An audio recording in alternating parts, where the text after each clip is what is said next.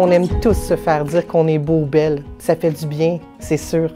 Les enfants aussi aiment ça. Parfois, c'est même eux qui sont à la recherche de compliments. Mais quand je complimente un enfant sur son apparence, ça renforce l'idée qu'il faut être beau ou belle. Ça donne l'impression que l'apparence est quelque chose qui est important pour moi. Mais pourtant, non. Ce que je trouve réellement important, c'est ce qu'on est à l'intérieur comme personne.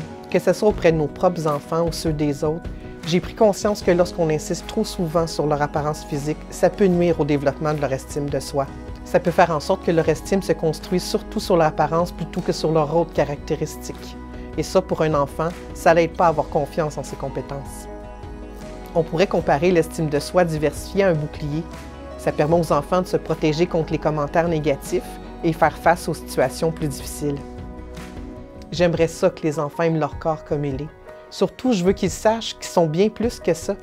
J'essaie donc de les valoriser le plus souvent possible sur ce qu'ils sont à l'intérieur, comme leurs forces, leurs réalisations, leurs réussites, leurs bons comportements, leurs habiletés.